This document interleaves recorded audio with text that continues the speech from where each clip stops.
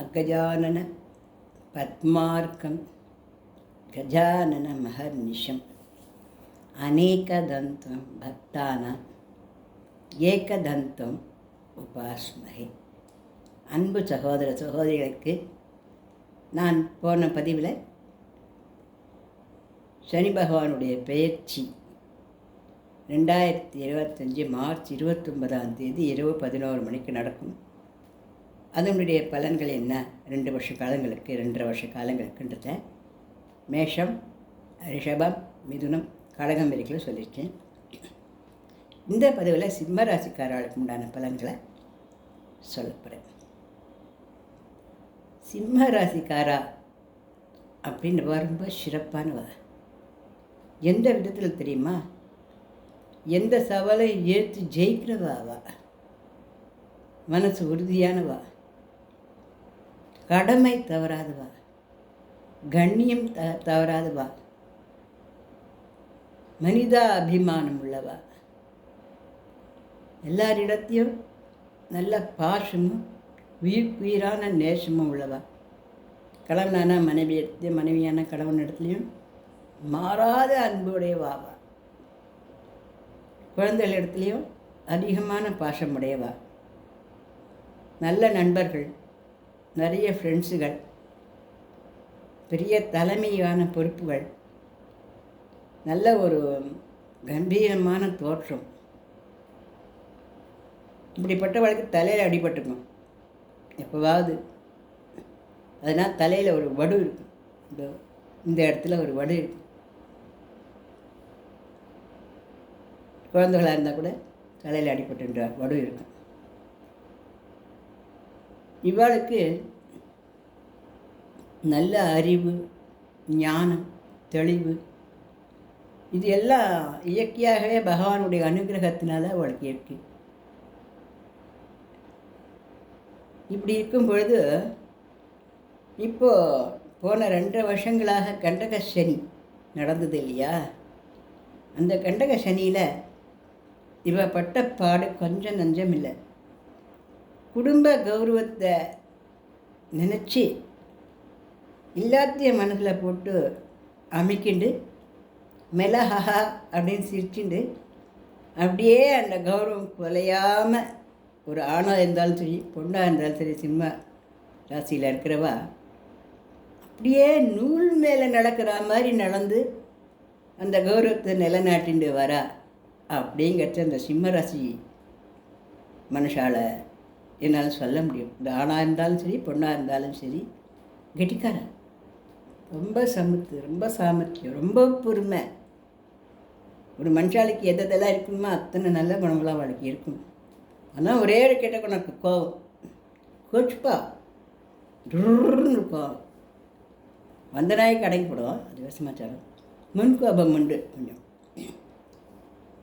கொஞ்சோண்டு பிபி இருக்கும், கொஞ்சோண்டு தலைவலி இருக்கும். இதெல்லாம் அவளுடைய கொசுறுகள். இது போன 2 வருஷமாக என்ன ஆகிருக்கணும் அப்படின்னாக்கா, குடும்பத்தில் ஒரே சண்டை தான். எத்த பண்ணாலும் அது எந்த என்ன சொல்கிறது, அப்படியே பஞ்சாமிரத்தை பண்ணி கொடுத்தா கூட அதில் ஒரு குற்றம் சொல்லக்கூடிய உறவுகள் தான். முக்கியமாக கணவனான மனைவி, மனைவியான கணவன். பாராட்டுக்கு ஏங்குறவா, ஏன்னா பாராட்டப்பட வேண்டியவா, அவ்வளோ வசதிவா. ஆனால் அந்த பாராட்டோ விராட்டோ பதவியோ எதுவுமே போன 2 வருஷத்துக்கு கிடச்சிருக்காது. இருந்தாலும் எல்லாத்தையும் சமாளிச்சுட்டு அது எல்லாம் இப்போ வந்தாய் போச்சு. அந்த கண்டக சனி காலம் விலகி போச்சு. கண்டக சனி காலம் விலகி போச்சு. இப்போ அஷ்டமத்து சனி ஆந்து விட்டே அப்படின்னு சிம்மராசி காலம் பயப்பட வேண்டியதே இல்லை. ஏன்னா இப்போ தான் நமக்கு அனுபவம் ஆகிப்போச்சே. சிரிக்கிறேன்னு பார்க்காதங்க, அவ்வளோ தைரியசாலிகள் நீங்கள், தெரியுதா? சிரிக்கிறது எதுக்கு சிரிக்கிறேன் அப்படின்னா, கஷ்டப்பட்டு இந்த கஷ்டம் வரும், இதுக்கப்புறம் அது நல்லது வரும், இது மனப்பாடமே பண்ணி வச்சுட்டாச்சு. இதெல்லாம் பெரிய கஷ்டம் வந்து சமாளிக்கிறதுக்கு என்ன இருக்கு போகுதுப்பா அப்படின்ற அந்த துணியும் வந்தாச்சு உங்களுக்கு மனசில். இப்போ தைரியம் வந்தாச்சு. அதனால் நான் சந்தோஷத்தோடு சிரிக்கிறேன். அப்பேற்பட்ட துணி உள்ளவங்களுக்கு இந்த அஷ்டமத்து சனி காலத்தில் கெடுதல்கள் வராது. ஏன்னா அனுபவ படங்கள் நிறைய பெற்றுந்தாச்சு. எப்படி பண்ணால் எப்படி பண்ணணும் தெரிஞ்சு போச்சு. சரி, அப்படி பண்ணாமல் இருந்தால் சரியாக போச்சு. இதை நீங்கள் தெரிஞ்சுடாச்சு. நம்மளும் புதுசாக அஷ்டம சனி என்ன சொல்லிக் கொடுக்க போகுது? ஒன்றுமே இல்லை. அது ஒரு ரெண்டாவது என்னென்னா, அந்த சனி பகவான் வருது குரு பகவானோட வீட்டில் வருது. 8வது இடத்துக்கு வந்தால் கூட குரு பகவானோட வீட்டுக்கு வருது. சிம்மராசிக்காரர்களுக்கு 5ஆம் இடமான பூர்வ புண்ணியஸ்தானத்துக்கு அதிபதி குரு பகவான். அந்த 5ஆம் இடத்துக்கு அதிபதி 8ஆம் இடத்துக்கு அதிபதியும் குரு பகவான். அதனால் இந்த குரு பகவானோட வீட்டில் தானே வரப்போகிறது. இப்போ இந்த அஷ்டமத்து சனி காலத்தில் என்ன கஷ்டப்படணும் அப்படின்னா, 7 ஜென்ம கஷ்டங்களை படணும். 7 ஜென்ம பாவத்துடைய கஷ்டங்களை படணுன்றது விதி. ஆனால் நீங்கள் தான் பாவமே பண்ணலையே. 5ஆம் இடம் குரு பகவான் வீடன்னா வருது.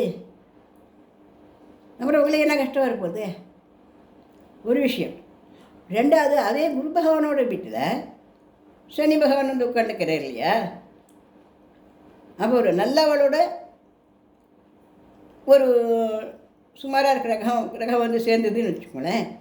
அந்த நல்ல குணமாக அவளுக்கு வருமா இல்லையோ? ரெண்டாவது, அந்த மீனம் அப்படிங்கிற இந்த 8வது இடம், சிம்மராசிக்கு 8வது மீனம் அப்படிங்கிறது சுக்கிர பகவானுக்கு உச்ச வீடு. சுக்கிர பகவான் சனி பகவானுக்கு நட்பு. குரு பகவான் சனி பகவானுக்கு நல்லதை கொடுக்க போகிறேன், நல்ல குணங்களை கொடுக்க போகிறேன். சனி பகவானே நல்லவர். முதல்ல அவர் நீதி நேர்மை மாறி எந்த கெடுதலையும் கொடுக்க மாட்டேன். தப்பு பண்ணால் மட்டும்தான் தண்டனை. இல்லை பண்ணால் அவர் அள்ளியிலே கொடுக்குற எல்லா நலத்தையும் யாராலும் நிறுத்த முடியாது. பேர் அதிர்ஷ்டம், பெரும் பணம் வரப்போகுது உங்களுக்கு. பணம், காசு, புதிய தொழில் துவக்கம். ஆனால் நண்பர்களை சேர்க்கும் போது ஜாக்கிரதையாக நல்ல நண்பர்களான்னு பார்த்து சேருங்க. ஏன்னா போன கண்டக சனி காலத்துலேயே பல நண்பர்களால் பாதியில் நீங்கள் என்ன பண்ணுங்க, அவள் கழட்டி விட்டவங்கள நம்பி சேர்த்துவா, அவள் கழட்டி போயிட்டா அல்லது கழட்டி விட்டா. இந்த மாதிரி சில கஷ்டங்களெல்லாம் அனுபவித்து சப்போ இப்படிலாம் இருப்படா அப்படின்னு நீங்கள் வருத்தப்பட்டவங்க. அதனால் திருப்பி அந்த மாதிரிலாம் எதுவும் வரப்போகிறது இல்லை. இருந்தாலும் நல்ல நண்பர்களாக பார்த்து சேர்ந்துக்கோங்க. எல்லோரும் தான் தப்பு பண்ணுறாளே, நாம்லாம் துளி கொண்டு ஒரு தப்பு பண்ணேன் என்ன, அப்படிலாம் பண்ணாதுங்க. ஏன்னா நம்ம அவளாம் ₹1,00,000 திருடா கூட மாட்டிக்க மாட்டா. நம்ம ஒரு பைசா திருட்டு ஒரு ஒரு ஒரு மணி நேரம் ஜெயிலில் கொண்டு வருவோம். ஏன்னா டைம் அந்த மாதிரி. அஷ்டமத்து சனி காலம் இல்லையா? நம்ம ரொம்ப பர்ஃபெக்டாக ரொம்ப கரெக்டாக இருக்கணும் சனி பகவானுடைய ஆசை. அதனால் இந்த வார்த்தையை சொன்னேன். ஆனால் தொழில் நன்னா அமையும். வெளிநாட்டுக்கு போய் படிக்க வேண்டிய குழந்தைங்க நல்ல படிப்புகள் நல்லா படிப்பா. வெளிநாட்டில் உத்தியோகம் அமையும். நல்லபடி கல்யாண காட்சியெலாம் நடக்கும். நல்ல பொண்ணு அல்லது நல்ல மனுஷன் அப்படின்னா வருவான். அந்த கல்யாண காட்சி நடக்கும். நல்லபடி குழந்தை பிறக்கும். இப்போது இந்த சிம்மராசிக்காரர்களுக்கு கல்யாணமாகி 10 வருஷம் ஆச்சு, 8 வருஷம் ஆச்சு, 6 வருஷம் ஆச்சு, 3 வருஷம் ஆச்சு, இன்னும் குழந்தை பிறக்கலைன்னு சொல்லிட்டு இருக்கா இல்லையா? அவளுக்கு இந்த செயற்கை கருத்தரிப்புங்கிற இல்லையா, இந்த முறையில் அவளுக்கு நல்லபடி குழந்தை பிறக்க போகிறது. அந்த மாதிரியாக இந்த கிரகங்கள்லாம் குறி காட்டுறதுனால இப்போது தாராளமாக அவள் அந்த செயற்கை முறையில், நவீன முறையில் அவள் ட்ரை பண்ணி முத்து போல் குழந்தைகளை பெற்று எடுத்துக்கலாம். ஆனால் ஒன்றும் சிசேரியனா இல்லை கொஞ்சம் ஆப்ரேஷனாக இருக்குமோ என்னமோ பிரசவம் சமயத்தில் அது கொஞ்சம் ஜாக்கிரதையாக பார்த்துக்கணும். கெடுதல் நடக்காது. பெண்மணிகளாக இருந்தாக்கா அந்த ஹார்மோன் பிரச்சனைகள் கொஞ்சம் ஏற்படும். அதை கொஞ்சம் சரிப்படுத்திக்கணும். அதை கொஞ்சம் சரிப்படுத்திக்கணும் சிம்மராசி பெண்கள். அதேபோல் நல்ல தொழில் அமையும். நல்லபடி கல்யாணம், நல்லா குழந்தை பிறக்கும். வீடு பாடி கட்டியிருந்தாங்கன்னா நல்லா வீடு கட்டி முடிப்பாங்க. இதில் இன்னும் என்ன ஒரு கல்யாணம் அப்படின்னா, இப்போது குரு பகவான் வீட்டில் சனி பகவான் மட்டும் உட்காந்துட்டு இல்லை. அந்த குரு பகவானோட வீட்டில் யார் யார் தெரியுமா இப்போ உட்காந்துட்டுருக்கா? சூரியன் உட்காந்துருக்கே, சந்திரன் உட்காந்துக்கிற 24. அதுக்கப்புறம் ராகு பகவான் உட்காந்துருக்கே. அப்புறம் இவர் சனீஸ்வர பகவான் உட்காந்துட்டுருக்கே. குரு பகவான் உட்காந்துட்டுருக்கே. சுக்கிர பகவானோட உச்ச வீடு, அதனால் அவருடைய சாயலும் கொஞ்சம் அடைக்கும். இப்போ 6 கிரகம் வந்து இந்த மீனத்தில் உட்காந்துருக்கு. அதனால அஷ்டமத்து சனி காலத்தில் கஷ்டம் வருமா அப்படின்னு கேட்கவே வேண்டாம். கஷ்டமெல்லாம் எதுவும் வரப்போகிறதெல்லாம் இல்லை. ஆனால் என்ன அப்படின்னா, மனசை போட்டு குழப்பிக்காமல் இருக்கணும். உலகத்தில் இருக்கிற எல்லா மக்களுமே, சிம்மராசிக்காரா மட்டும் இல்லை, ஏன்னா அந்த உலகத்துக்கே ஏதோ கொஞ்சம் நம்மளோட மீன் ஏதோ ஒரு பெரிய பெரிய மாறுதல்களாக தெரியுது. அது நல்ல மாறுதலாக வருமா அல்லது ஏதான கஷ்டங்கள்லாம் வந்து வருமானது எனக்கு அதை சொல்கிறது தெரியல எனக்கு. ஆனாலும் குரு பகவானோட வீட்டில் வரதுனால எந்த கஷ்டம் வந்தாலும் பகவானோட அனுகிரகத்தில் சரியாயிடும். அதனால அதை பற்றி பயப்படாமல் நம்ம தைரியமாகவே நம்ம இருக்கலாம். இப்போ இந்த சிம்மராசிக்காரரை பொறுத்த வரைக்கும் என்ன பண்ணணும் அப்படின்னாக்க, மனசை தளர விடக்கூடாது. துணிவே துணைன்னு வர நீங்கள் இப்போ அதையே அப்படி துணைக்கு கொண்டு வரணும். கடவுள் துணை அப்படின்னு கடவுளை துணைக்கு வச்சுன்னு துணிவே துணைன்னு நீங்கள் உங்கள் வழக்க பிரகாரம் நீங்கள் வீணமான நடையை போடு, வெற்றி என்னும் கடலில் ஆடு, வெட்டையாடு விளையாடு விருப்பம் போல உறவாடு பண்ணலையா மாதிரியா வேகமான நடையும் சுறுசுறுப்பாக இருக்கணும், தெம்பாக இருக்கணும், திடமாக இருக்கணும். உணவு விஷயத்தில் நல்லா சாப்பிடணும். நல்லா நிறைய சாப்பிடக்கூடாது, நல்ல உணவாக சாப்பிடணும், சூடான உணவுகளாக சாப்பிடணும், பழைய உணவுகளை சாப்பிடக்கூடாது. இரவு நேரங்களில் பிரயாணங்களில் இரவு நேரங்களில் உணவு சாப்பிட்றதெல்லாம் அங்கே ஏதாவது ஒரு ஸ்டால் இருக்குது அங்கே போய் சாப்பிட்றோம், அது மாதிரிலாம் பண்ணக்கூடாது.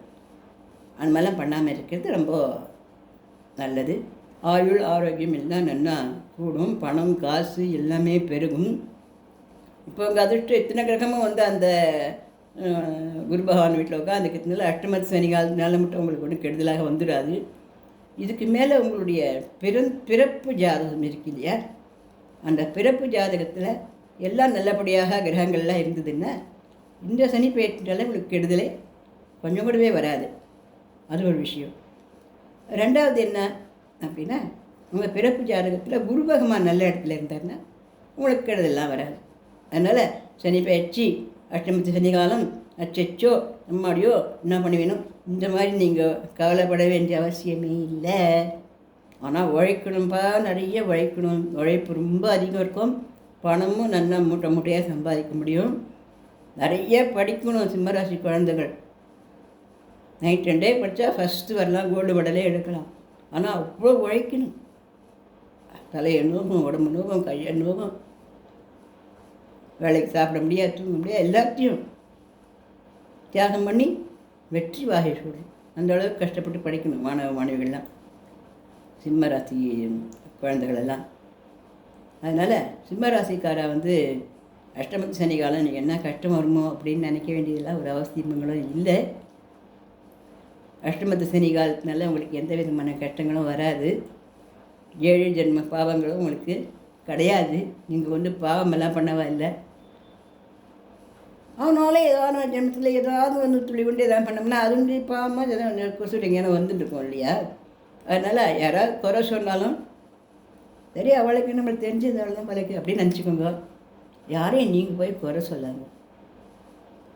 எவ்வளோ உயர்ந்த பதவியில் இருந்தால் கூட, இவ்வளோ பெரிய உயர்ந்த பதவியில் தானே இருக்கணும், நம்ம அப்படி பண்ணுறானே அப்படின்னு யாரையும் சொல்லாது.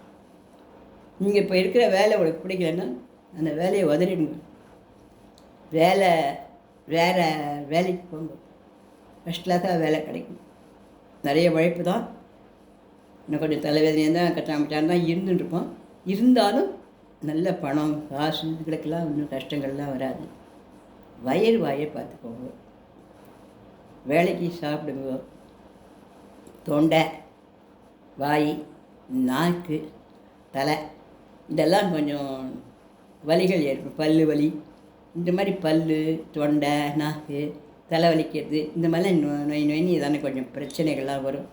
இதெல்லாம் வராமல் வந்த உடனே டாக்டர்கிட்ட போய் அதுக்கு என்ன வைத்தியமோ சரிப்படுத்திக்கோங்க. எல்லாத்தையும் பெரிய அளவில் வந்து கவலையெல்லாம் வச்சுக்காதுங்க. எதானா கெட்ட பழக்கம் இருந்தது, ஒரு பீடி பிடிக்கிறது இல்லை குடி குடிக்கிறது, இல்லை நான் நிறைய காரமாக போட்டு எண்ணெயும் போட்டு அப்படியே போட்டு ஊத்தப்பம் பண்ணி சாப்பிட்றது, அந்த மாதிரிலாம் இருந்ததுனாக்கா அதெல்லாம் சாப்பிட வேண்டாம். அதாவது ஜீரண சக்தி திட்டமாக தான் இருக்கும் இப்போ உங்களுக்கு. அதனால் அதுக்கேற்ற அளவுக்கு அந்த ஆகாரத்தை சாப்பிட்டு உடம்பை தெம்பாக வச்சுட்டு மனசையும் தெம்பாக வச்சுட்டு எல்லாரையும் அனுசரிச்சுட்டு நம்ம பெரிய பதவியில் இருந்தால் கூட எல்லாருக்கையும் என்னப்பா சரி வெரி குட், நீ ரொம்ப வசதியாச்சே, வெரி குட், நல்லா பண்ணிட்டியே, நமக்கு தெரியும் அவன் நல்லா பண்ணால் நல்லா பண்ணலேன்னு ஆனால் கூட பாராட்டிட்டு நம்ம பாட்டுக்கு வண்டி ஓடிண்டே போனோம்னா இந்த ஹனி பயிற்சி அது மாட்டுக்கு ஓடியே போய் முடிஞ்சிடும். அதனால் சிம்ம ராசிக்காரா அஷ்டமத்து சனி வந்துட்டோன்னு பயந்துட்டுக்க வேண்டிய அவசியங்கள் இல்லை. வண்டி வாகனம் ஓட்டுச்சா ஜாகிரதையாக ஓட்டணும். நல்லா சாகசமெல்லாம் பண்ணேன்னு புருன்னு எக்கச்சக்கமான பாஸ்டில் குழந்தைகள்லாம் ஓட்டினாக்கா இந்த மாதிரி ஓட்டாத, போட்டாயே நல்லா அடிக்கடி பட்டு இப்போ ஒழுங்கா ஓட்டி மெதுவாக போயிட்டு மெதுவாக வா அப்படின்னு குழந்தைகளுக்கும் நம்ம ஒரு எச்சரிக்கையாக சொல்லலாம். நல்ல துர்க்கையம்மன் பாடல்கள், துர்க்கையம்மன் ஸ்லோகங்கள், காளியம்மன் பாடல்கள், காளியம்மன் ஸ்லோகங்கள் இதுகளெல்லாம் வீட்டில் கேசட்டில் ஒலிக்க விடுங்க. அந்த அம்மா எந்த குறையும் இல்லாத நம்மளை காப்பாற்றுவா. இந்த திருநள்ளா இருக்கு முடிஞ்சாக்க போயிட்டு வாங்குவோம். சிவன் கோவிலில் போய் சனிக்கிழமை 11 அகல் விளக்கில் நல்லெண்ணெய் குத்தி விளக்கு ஏற்றிட்டு வாங்குவோம். ஒவ்வொரு சனிக்கிழமையும் சுவாமி விளக்கு ஏற்றிட்டு சாயந்தரம் 5:30 மணிக்கு கீழே ஒரு அகல் விளக்கில் நல்லெண்ணெயை நல்லா ரொப்பி ஒரு பஞ்சில் திரியை போட்டு அந்த விளக்கை ஏற்றி இந்த சனி பகவான் ஸ்லோகம் அந்த மாதிரிலாம் சொல்லிட்டு வரலாம். பயந்து நிற்க வேண்டிய அவசியம் இல்லை. ஆனால் இதுக்கு பயந்து நிற்க வேண்டிய அவசியம் இல்லையே அப்படி நம்ம தாட் பூட் டலாக்கான்னு நம்ம எகிரி குச்சிச்சோம்னா நம்ம ஒரு தட்டுன்னு மட்டுன்னு ஒரு நம்மளுக்கு கஷ்டமும் நம்மளுக்கு பிடிக்காத அளவுக்கு வரும். அதனால நாம் அந்தளவுக்கு போக வேண்டிய அவசியம் இல்லை. எவ்வளோ பெரிய பதவியில் இருந்தாலும் அந்த அளவுக்கு நம்ம போனால் போதே மற்றவளை விட்டு கொடுத்து கொஞ்சம் சமாளிச்சுட்டு எல்லாம் வசதி தான்ப்பா, ஒன்றை போல் உண்டா இப்படி சொல்லிட்டு தான் நம்ம இந்த டயத்தை க்ராஸ் பண்ணி வரணும் அப்படிங்கிறத சிம்மராசிக்காரர்களுக்கு நான் தெரிவிச்சுக்கிறேன். அதனால் 2025 2025 மார்ச் 29 ராத்திரி 11 மணிக்கு கும்பத்திலிருந்து சனி பகவான் மீனத்துக்கு போகிறார். அதிலேருந்து 2027 மார்ச் அந்த வரைக்கும் கிட்டத்தட்ட 2.5 வருஷத்துக்கு இந்த பலன்கள் நடக்கும். சனீஸ்வர பகவானால் நடக்கிற பலன்கள் இது மட்டும்தான். அப்புறம் மற்ற கிரகங்கள்லாம் நல்லா இருந்தால் அதுக்கெல்லாம் கொடுத்து வைக்கிறதுக்கு அள்ளி கொடுத்ததுன்னா அதையும் சேர்த்து வாங்கி மூட்டை கட்டி வச்சுக்கோம். சரியா? இந்த பதிவு பிடிச்சதுனாக்கா லைக் பண்ணுங்கள், ஷேர் பண்ணுங்கள், சப்ஸ்கிரைப். நன்றி, வணக்கம்.